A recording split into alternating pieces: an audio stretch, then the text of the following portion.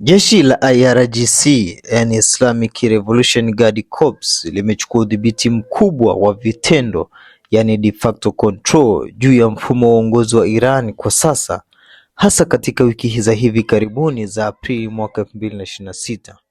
Haya si mapinduzi ya wazi au corps iliyotangazwa rasmi, bali ni mabadiliko ya polepole yenye nguvu, ambapo maamuzi muhimu ya serikali yanatokana zaidi na IRGC kuliko rais au hata kiongozi mkuu kwa kiasi fulani. Hali hii ilianza kuimarika baada ya mauaji ya Ayatollah Ali Khamenei na viongozi wengine wengi wakubwa katika migogoro ya vita ya Marekani pamoja na Israeli mwanzoni mwa mwaka 2026. Mwanaye Mojtaba Khamenei aliteuliwa kuwa kiongozi mkuu mpya, lakini ilionekana kuwa shida za kiafya na kujificha baada ya kujeruhiwa, hivyo hajatokea hadharani sana. Hii imemfanya kuwa tegemezi zaidi kwa IRGC, ambayo ilisaidia sana katika kuimarisha cheo chake. Sasa ni nini hasa kimefanyika? IRGC chini ya kamanda wake mkuu Ahmad Vahid na wenzake wa karibu imeunda baraza la kijeshi, Military Council, linaloundwa na maofisa wakuu wa jeshi hilo. Baraza hili hadi sasa linadhibiti maamuzi muhimu kama yafuatayo.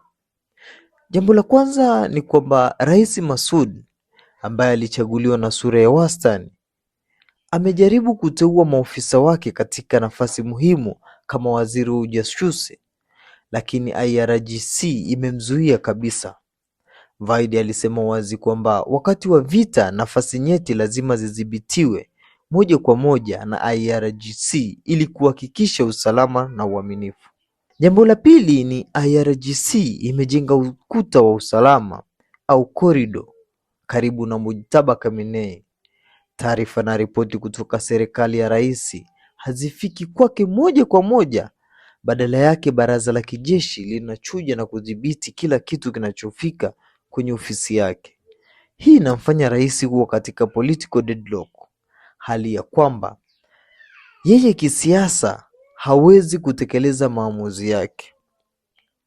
Jambo la tatu, IRGC sasa inasimamia moja kwa moja majibu ya kijeshi kama shambulio la meli kutoka mlango wa Hormuz na hata maamuzi ya mazungumzo na Marekani. Wakati rais au waziri wa mambo ya nje wanajaribu kufungua mazungumzo au kuacha vita, IRGC inachukua hatua tofauti na kuzuia. Hii inaonyesha kuwa maofisa wa kiraia kama rais na wabunge wana nguvu ndogo sana kwa sasa. IRGC imekuwa na nguvu kubwa kwa miaka mingi, inadhibiti sehemu kubwa ya uchumi wa Iran kama biashara, mafuta na programu ya makombora ya nyuklia. Inasimamia usalama wa ndani na ina jeshi lake lenyewe, silaha pamoja na wapiganaji wengi.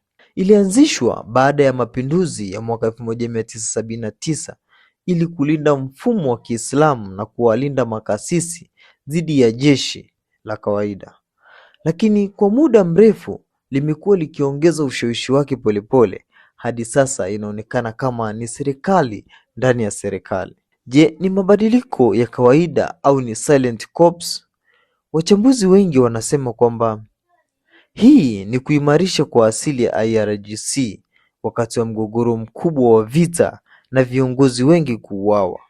Si mapinduzi ya ghafla, bali ni hatua ya de facto ambapo jeshi linajaza pengo lililoachwa na vifo kutokana na kiongozi mkuu Mojtaba Khamenei ana uhusiano mkubwa sana na IRGC tangu zamani. Hivyo yeye mwenyewe anategemea sana wao badala ya makasisi wengine wa jadi. Matokeo yake ni kwamba Iran sasa inaonekana kama serikali ya kijeshi kali zaidi kuliko hiyo ya zamani ya makasisi iliyopita pekee.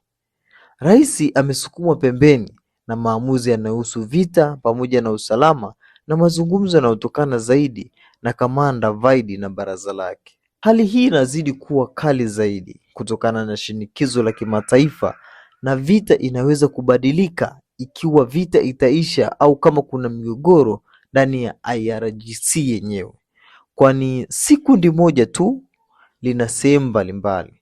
Lakini kwa sasa Ripoti kutoka vyanzo mbalimbali zinaonyesha kwamba IRGC ndiyo inayodhibiti sehemu kubwa sana ya uongozi halisi wa Iran hadi hivi sasa.